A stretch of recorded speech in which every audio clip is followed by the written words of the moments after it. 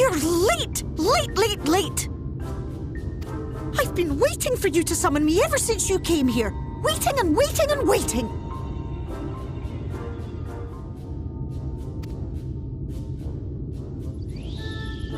But my sapling didn't so much as utter my name. Such a heartless thing she is. Cold and cruel and heartless!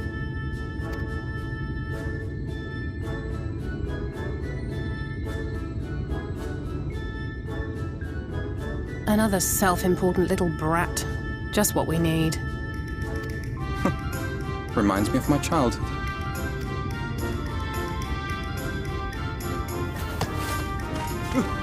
All right, I'm sorry. It was a joke. Honestly, just a joke. But just now you called for me so earnestly, so fervently. I couldn't possibly stay angry at you. Very well. As your lovely branch, I will lend you my strength.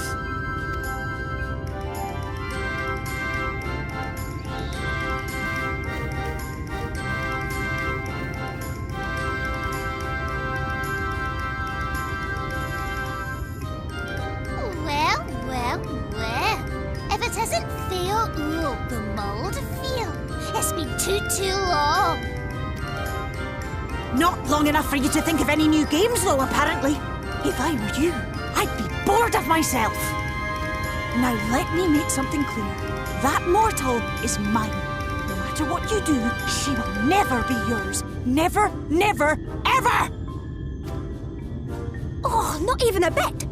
But what about the others? Surely we can keep them. No, you can't keep them either. They're for my amusement and mine alone. And if you lay so much as a finger on my sapling, I'll scatter the contents of her bag all over your precious village. There'll be cold, hard metal, furry, festering food, stinky, sweaty small clothes, and all manner of other terrible, unmentionable things. How would you like that,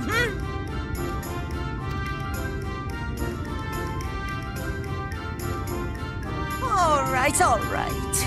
But will you not at least let us play with the twins? Just while the others go and see Urianger? Aye, that's all we ask. And we promise we'll play nicely. It seems we won't be joining you. Aye! We'll reveal the hidden Vernick to you at once.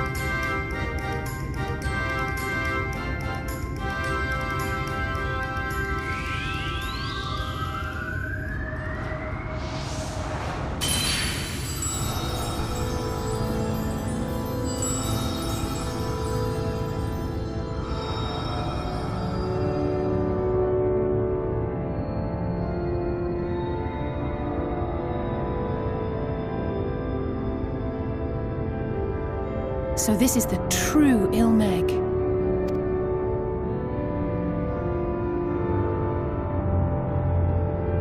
How are you feeling? Better. I think I remember the way now. Apologies for the delay. Shall we go and see Urianger? Your lovely branch is useful, yes? So whenever you're in trouble, you must remember to make use of me!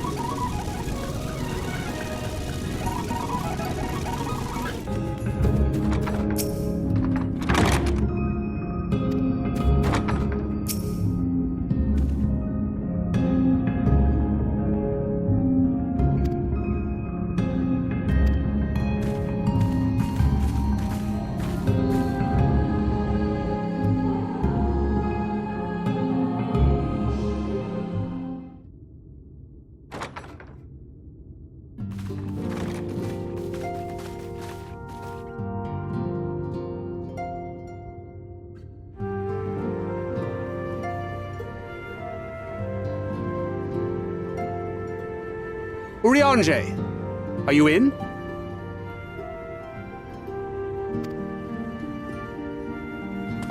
Unto a world weary of heroes, a hero wends her way. The Exarch did send word that thou wouldst seek me out, but ne'er did I imagine thou wouldst arrive so soon.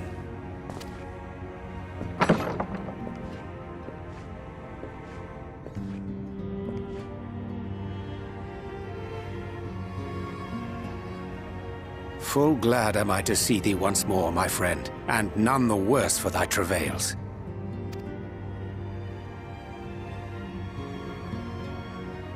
Run along, Minfilia. We will meet you outside. But... Another one for you to imbue, if you'd be so kind.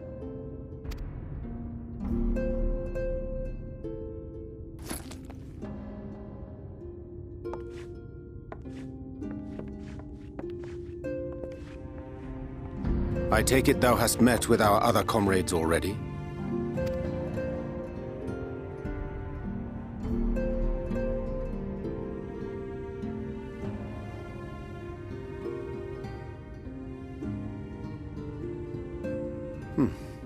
That Master Alphino and Mistress Alize now travel in thy company is of great comfort to me. As for the rest, it beginneth in earnest. The hunting of the Light Wardens, and perforce the war with Yulmore. Hark thee then to my words, and through them behold the vision that I did glimpse, that of the 8th umbral calamity.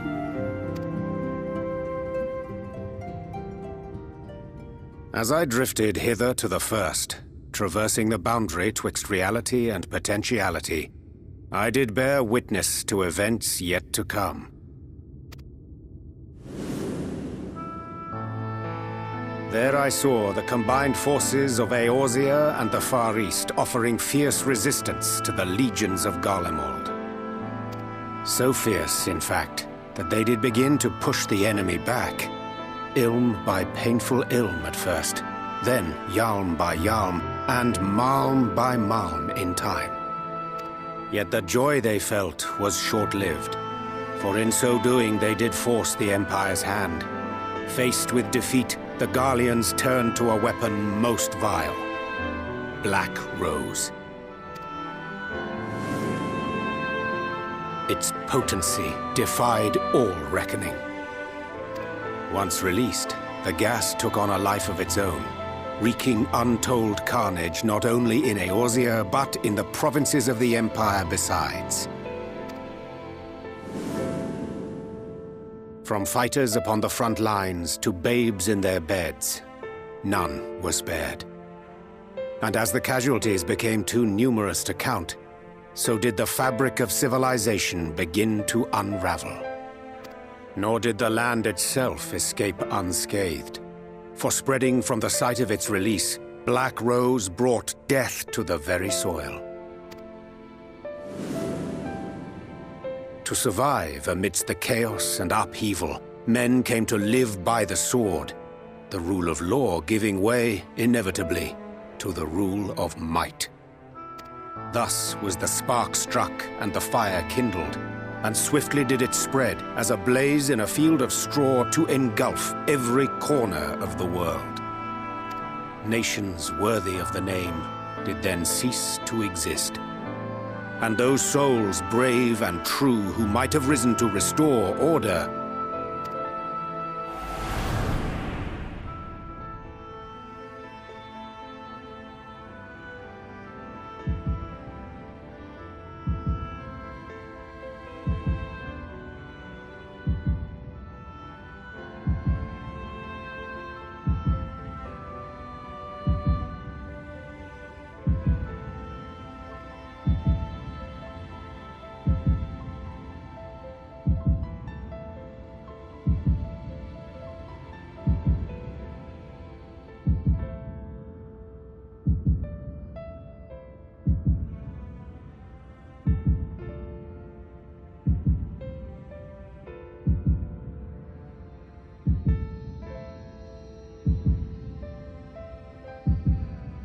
were no more. for the weapon spared not one, not even thee.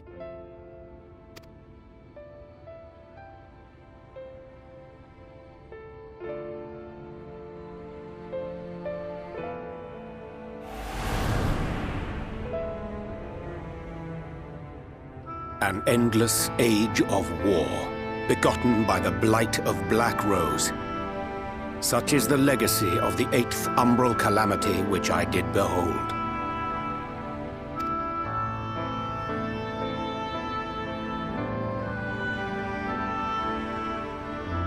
No matter the cost, we must forestall this tragedy.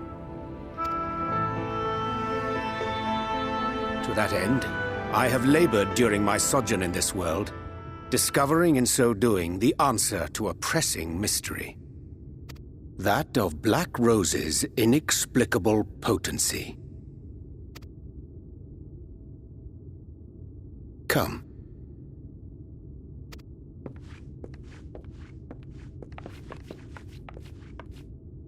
Dost thou recognize yonder chart?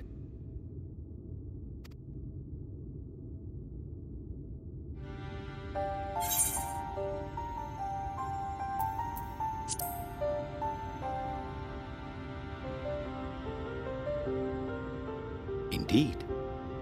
'Tis a rendering of the elemental wheel, such as one might find in classrooms across the source. As the chart maketh plain, our world is composed of 6 elements, in addition to which there exist 2 poles in fundamental opposition. Astral, the active; umbral, the passive. As a reflection of the source, the first naturally compriseth the selfsame forces. Yet, curiously, there is a notable divergence in their nomenclature. To be specific, the denizens of this world employ not the terms astral and umbral. Thus was I moved to inquire what names said forces had been assigned. A simple question which yielded a most unexpected answer. Upon demanding the name of the pole aligned with activity and growth, I was told that as life's myriad colors combine to produce black, the people of the first had called it darkness. At this, did my mind begin to race.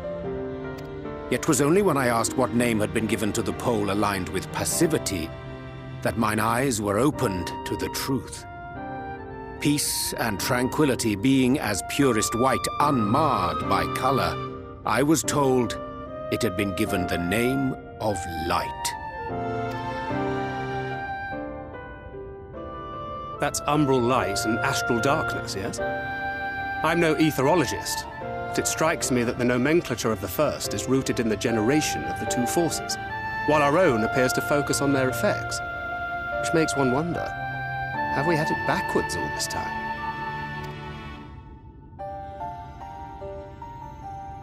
"'Tis indeed a compelling question, and one which beareth closer examination. Yet what knowledge we already possess sufficeth to explain the chain of events. The phenomenon of etheric thinning observed in the source is the consequence of light, the power of stasis, flowing in from the first to stifle the movement of ether within the land. And according to Master Alphino, Black Rose slayeth by halting the circulation of ether within living beings.